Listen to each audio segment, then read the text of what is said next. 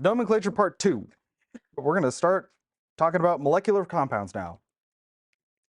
I think molecular compounds are actually the easiest to name, especially if we're talking just about binary ones, because the rules are, in a way, they're simpler. You have a prefix, and then the name of the element, and then a prefix, and then the name of the second element. The only caveat is you change the ending to IDE. Now, technically, acids count as molecular compounds also, but those are pretty easy to distinguish from other binary molecular compounds. And the reason that we need prefixes is because unlike the ionic compounds are formed up of two ions, and their charges always cancel. And so a lot of the naming around ionic compounds is just because of that fact. If I know what two things are combined and they only form certain charges, then they're always going to combine in the same ratios. If things have different charges, then I need to include that. For nitrogen and oxygen, though, there's at least six unique molecular compounds that can be formed, and none of them have anything to do with the charges that nitrogen or oxygen form. So the only way to know, if I'm talking about a compound of nitrogen and oxygen, is if I tell you how many nitrogens and I tell you how many oxygens there are. So this is where you need to know the prefixes, which are the same prefixes for the hydrates that we just looked at, mono through deca. There's no hemi here. You can't have half of an atom. So we've got two nonmetals. All these molecular compounds are formed of two nonmetals, things that normally form negative charges. So we can't use charges anymore to figure out how many of each there are. We just add prefixes. Usually the metal-like element goes first. Most metal-like element goes first. I feel like this is something that never really comes up because I either give you the name and ask you for the formula, or I give you the formula and ask you for the name, and in either case, I'll give it in the correct order. That being said, I wouldn't put it past Alex to not do that. Otherwise, just go for the most metal-like element first. So really the farthest either to the left on the periodic table or down on the periodic table. And if you got two elements that are in the same group, you can write the element with the greatest row number first. So hoping there'd be an example of that. So actually here, periodic table. If we look at the periodic table, it says group numbers, not element with the lowest group number first. So if we're just looking at carbon, nitrogen, and oxygen, which one has the lowest group number? Carbon, right? Because this is group 14, lowest group number. Now, if we were trying to say, okay, between carbon and silicon, which one's the most metallic, or which one has more metallic character? They're in the same group, so we can't use that, but you use the row number. And ultimately, and we didn't talk about this trend yet, the bottom left of the periodic table is the most metallic. The top right is the least metallic. If I'm in the same row, then farther left is more metallic. If I'm in the same column, then going down is more metallic. And that's in general. All right. Like I said, binary molecular compounds, it's all pretty simple. We don't have to worry about, does this form more than one type of charge? The only time that there's a weird exception is if there's one of the first element.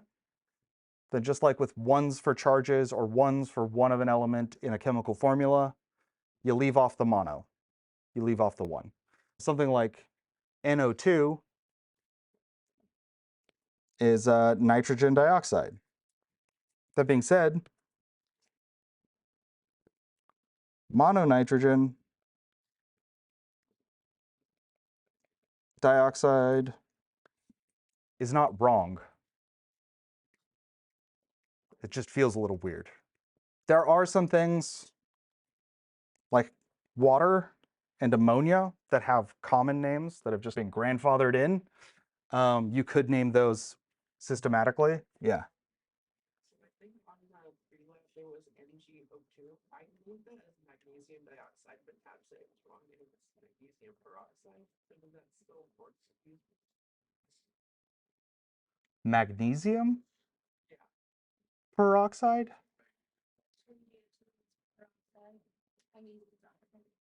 Oh, that's because so the magnesium peroxide thing is that because O2 is an oxyanion. So that is a weird case. Yeah, so it'd be peroxide. And that's again one of those things where you have to have that memorized to know that's the case. Otherwise, yeah, it would violate the fact that magnesium only ever forms a 2+ charge, because you would think it maybe forms a 4+ charge, but it does not. So you should never use this naming scheme with a metal. If the metal's involved, it's an ionic compound, not a molecular compound. And again, things like water and ammonia, got to remember those ones. All right, so how would you name N2O5? What's the prefix for 2? Only if it was written as,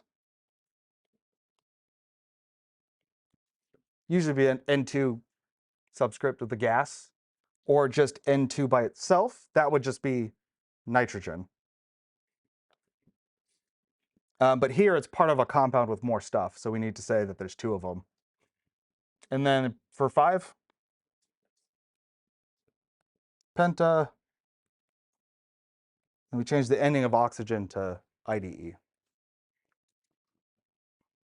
So then phosphorus tribromide, how many phosphorus? Huh?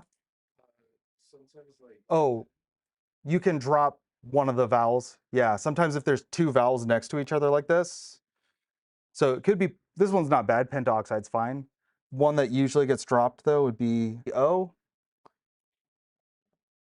Should be carbon monoxide.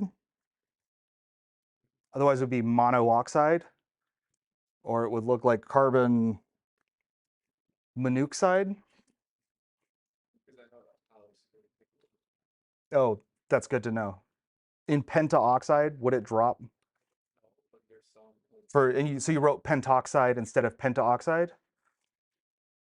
In my opinion, it doesn't really matter. In Alex's opinion, it clearly matters. And this is one of my gripes with Alex. There's just I don't have a way to tell Alex. I don't care if there's an A in there because I'm still going to understand pentaoxide and pentoxide mean the same thing. That being said, I don't have a system of how you would know to do that. And this is why I don't care about it, because a lot of the times this is the one that sounds right. But you guys don't know what sounds right because you haven't heard it enough or been corrected by other people when you say it wrong. I will look into that for Alex. Does it explain in the explanation, like when to do that? I want to say it does. Okay, I'll look into it. So be aware of that. Alex is going to be picky because Alex is picky, which sometimes matters, sometimes doesn't. Anyways, phosphorus tribromide. How many bromides are there? 3. Okay.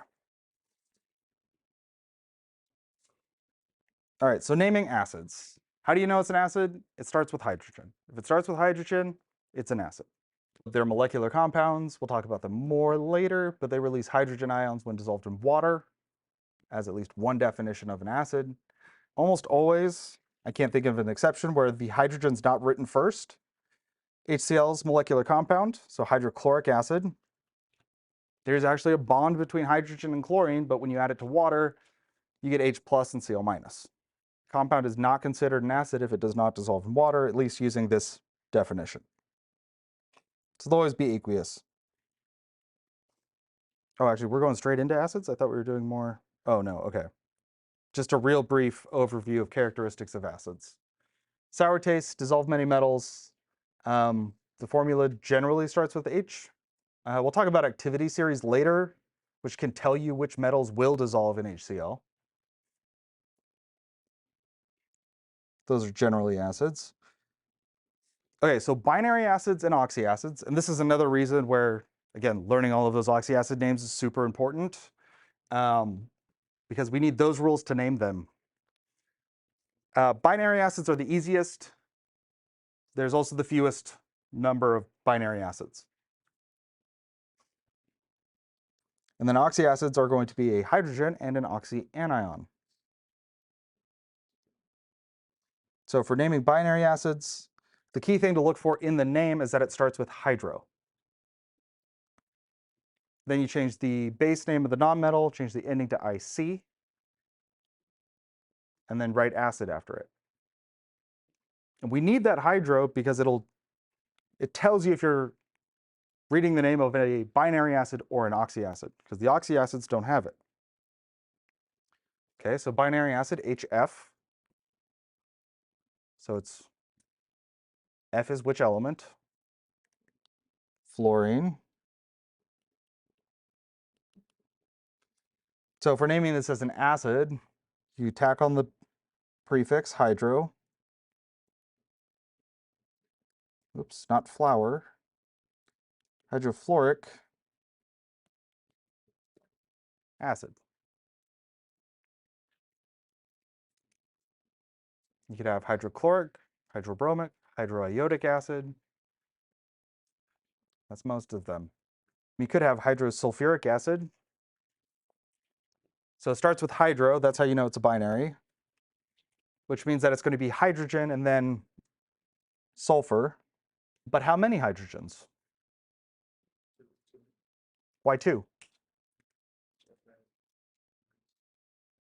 Sulfur forms a -2 charge, so it's going to have two hydrogens. So here with the acids, you're always going to have as many hydrogens as charge on the anion. So if it's hydrofluoric acid, it's just HF, because fluorine forms a 1- charge. Hydrosulfuric acid would be H2S, because sulfur forms a 2-. You can see we spent a lot more time on ionic compounds. This is it.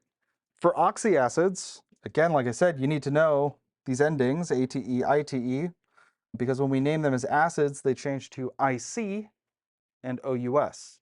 Oxyanions that end in ATE, so those are all the base forms that I want you to memorize.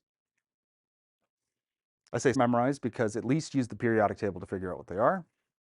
They end in ATE, then you change the ending to IC, and then you write acid. No hydro for oxyacids. It just, for me, it always helps to know why. Why do we have to have hydro for the other ones? Chloric acid starts with hydro. That's the binary, HCl.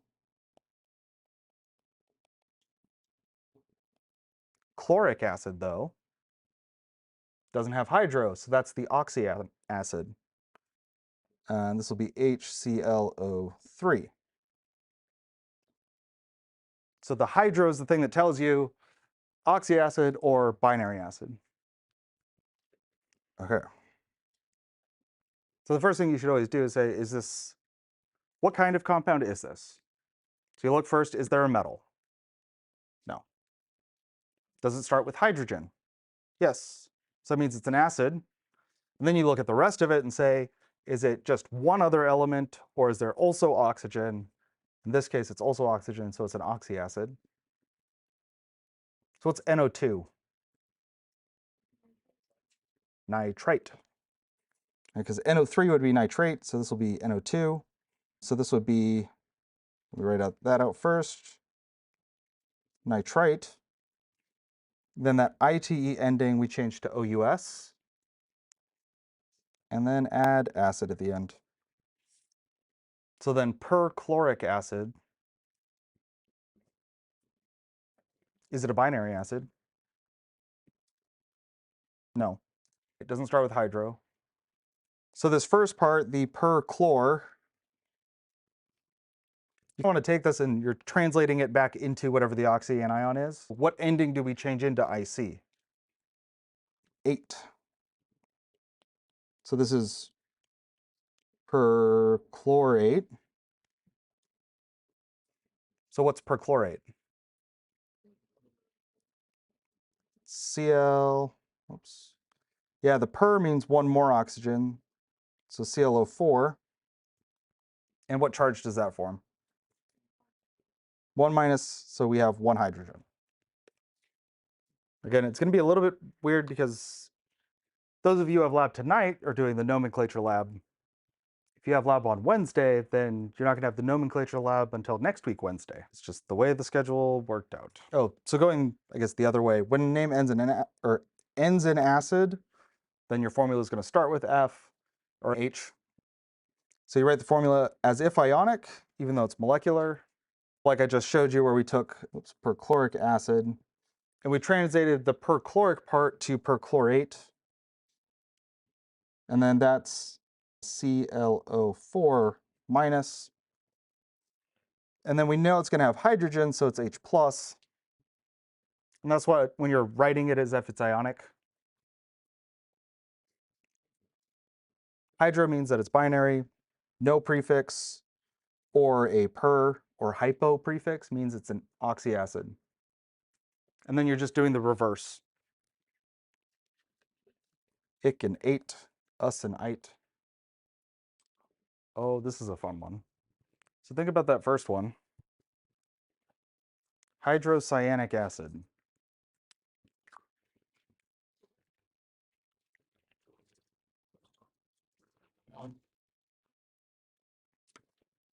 What's the first thing that we can draw from that name about the type of acid?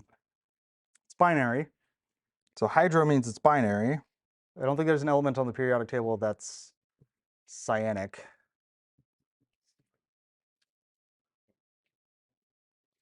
This is a fun one, yeah. So it's cyanide, which is a polyatomic ion, which is Cn minus. So if we write it out like it's ionic, so 1H, 1Cn, it's HCN. So that's like the one notable exception of a binary acid that has more than one. I don't think there's another one. Phosphoric acid. The IC ending comes from what? 8, so it's phosphate. So phosphorus, and how many oxygens? 4. And what charge does phosphate form? 3 minus. So how many oxygens? I mean hydrogens, sorry, hydrogens. I guess it's H plus, so this will be H3PO4. And then on this last one, hypochlorous acid. Is it binary or is it an oxyacid? Oxyacid. Got to be careful. The hypo, not hydro. Look similar. So hypo, chlor, and how do we get an OUS ending? ITE. So it's hypochlorite.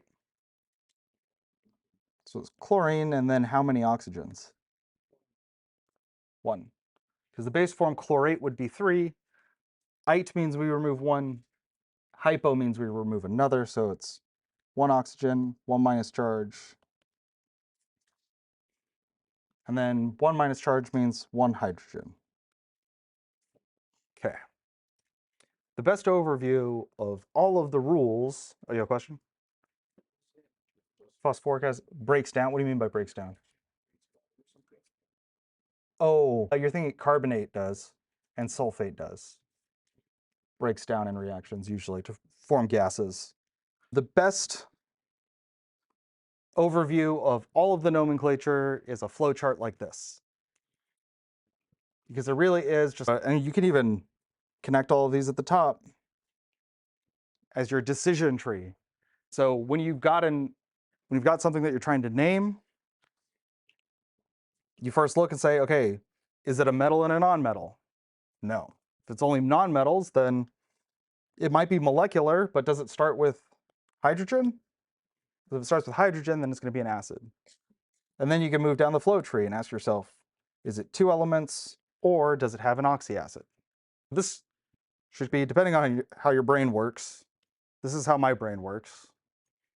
It's like a decision tree, and you work through the decision tree, and at each point, there's a way that I could distinguish one type of naming scheme from another type of naming scheme. Okay, so that's the inorganic stuff. All right, we got to talk about organic stuff, at least really quick, and then we'll go over it in lab more. Early chemists divided compounds into two types, organic and inorganic, and ultimately that comes down to carbon. The original organic chemists called it organic chemistry because it came from living things, and then things that came from the non-living environment, like rocks and dirt, was called inorganic. They found that organic compounds were more easily decomposed than inorganic compounds. And then one of the things that was a mystery to early chemists is that they were able to make inorganic compounds in the lab, but they could not make organic compounds. So one of the first big breakthroughs was urea. And they were like, oh, actually, we can make these things. There's not some sort of life essence that makes organic molecules special, as cool as that would be. So today, organic compounds are commonly made in the lab. Find them all over the place. And now when we say organic compounds, we don't just mean stuff that comes from living things, but things that are composed mainly of carbon and hydrogen. And then sometimes oxygen, nitrogen, phosphorus, sulfur, trace amounts of other elements. And now there's just like a lot of crossover. If you go deep enough into organic chemistry, you might bridge back into inorganic. Okay, we're gonna learn how to name some of these things. Carbon bonds, just like other molecular compounds, are almost exclusively covalent. And this is one of the things that makes carbon special, is that it can make 4 bonds, and then the next carbon can make another 4 bonds, and the next carbon can make another 4 bonds. And so you could very quickly make very complex molecules out of carbon. You get branches and rings and all kinds of other stuff, single, double, or triple bonds. We're going to learn how to name these at least basic branched carbon structures. We won't even go into things like acetic acid. Like propane is just a straight chain of carbons, and there's 3 of them. Propane means 3 carbons. It's just a special configuration of butane. Butane has 4 carbons. There's 4 carbons in there, but not in a straight line. And then you could have rings like cyclohexane. So cyclo, meaning it's a ring, and hex, meaning 6. Ane, meaning it's just carbons. And then ethene and ethyne, we'll just mention double or triple bonds will be written like that. Multiple lines between 2 carbons or 2 other elements. And acetic acid, which is like vinegar, has a double bond between the carbon and an oxygen. So a lot of different ways they can bond. We're really going to just do hydrocarbons. Right? We take all things, break them down to inorganic, organic. If you take organic chemistry eventually, then you'll do all these functionalized hydrocarbons, and you can get really complex with just hydrocarbons. We're not going to. But you can add more groups and more ways to name things. So a lot of hydrocarbons, oil, gasoline, I guess like the bulk of plastics. PVC is polyvinyl chloride. There's just a lot of carbons in there and some chlorine. Okay, so the base hydrocarbons, we're going to have a base name determined by the number of carbons. Now, the first 4 are the weird ones that aren't related to anything else. I guess it'll be on the next slide, huh? Yeah. We can also name things if they have double bonds, then they'll be alkenes. Triple bonds make alkynes. We're going to focus mostly on single bonds. And a lot of the way that this starts out is we'll have call it a parent chain. That's the longest chain of carbons that we can name in a row. And then things coming off of that we'll name by numbering the carbons and saying which carbon it's on. So these are the prefixes. There's meth, eth, prop, and bute. Those are the ones that you have to remember, you have to memorize. Methyl, ethyl, butyl, propyl, propyl, butyl. The other ones after that match prefixes for molecular compounds. So pent means 5, hex means 6, hept means 7, oct means 8, non 9, and dec is 10. And then again, we have these endings. It's a combination of prefixes and suffixes to name these. So just some common ones. These are all straight chains of carbons, meaning that there's no branches in the carbons, yeah? Yeah. So if you want to trying to remember the 1, 2, 3, 4, it was my evil Prince Bob. Because the more ridiculous and silly a mnemonic is, the more you remember it. So in that order, 1, 2, 3, 4, my evil Prince Bob. But aside from things like that, you have to memorize them. Sure, you can come up with your own mnemonic. It's like these first four, methane, methane, propane, butane, pentane, and sometimes specifically denoted with that N in front, meaning it's just a straight chain. Because I could take one of these carbons off and I could put it in the middle maybe. That would change the compound, but it would still have 5 carbons. At their simplest, these names mean just a straight chain of carbons. Everything else is hydrogens. And then just as a couple examples of ene. So this means it's the eth prefix, ethyl, or ethane, and then ene meaning a double bond. And this is actually the ripening agent in fruit. So actually, the saying, a few bad apples spoils the bunch, is because apples release a lot of ethene when they ripen, and that causes other fruits to ripen. So if you want like bananas to ripen faster, you put them in a bag with an apple, and it will ripen faster. They do this actually for a lot of fruits that are being shipped. They pick them before they're ripe, and then they basically fumigate them with ethene that accelerates the ripening process right before they put them out on the shelf. Ethine, or acetylene is the common name, is a fuel for welding torches. Oxyacetylene torches are oxygen and acetylene, and that's this molecule. But the ethine is the systematic name, means it's got a triple bond. Okay, but I want to talk about the stuff that you guys need to know. Just real quickly, because we're really not going to go over these very much. The term functional group means something that imparts a particular functionality to a molecule. Carbons bonded to other carbons are really chill, and they're very happy in that configuration. They're not very reactive. And so that's why we don't consider them to be functionality on a molecule. We can add other things called functional groups that are more reactive. And that in organic chemistry is basically what you study, is like, how do I change, modify, and add functional groups to create new molecules? Which is cool, but we're not doing that. This is Chem 1. One functional group is an alcohol, right? So you know what alcohol is. That's typically ethanol. So eth prefix, how many carbons is that? 2. So it's carbon, carbon, and then the OH. That's ethanol. But in organic chemistry, an alcohol is any OH group on carbon. So you can have methanol, which is just 1 carbon, or you can have something like isopropanol or isopropyl alcohol, which is rubbing alcohol. Now you've got 3 carbons and an alcohol in there. Some more families, there's a whole bunch of them. Again, all we're really going to talk about is naming these. Wow, we didn't really go over the naming rules at all. All right, well, structural formula for nonane. What does a prefix mean? Non. 9. That's one of my favorites because it sounds like 9. Nonane is 9, so there's 9 carbons. So you would say 1, 2, 3, 4, 5, 6, 7, 8, 9. And every carbon has to have 4 bonds. So in nonane, we've got all these carbons. So this carbon's got 2 bonds already, but it needs 2 more. This one needs 3. You basically fill in the gaps with hydrogens.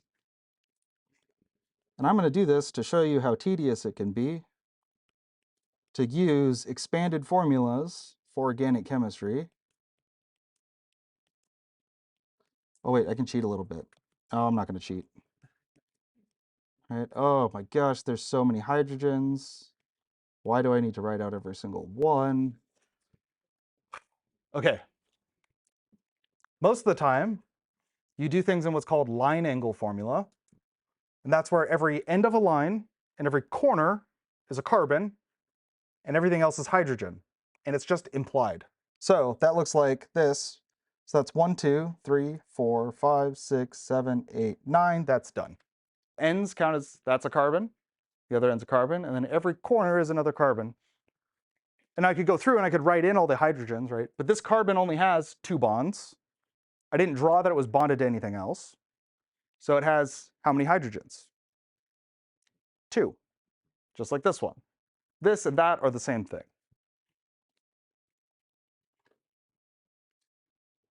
Okay, it is 6:23.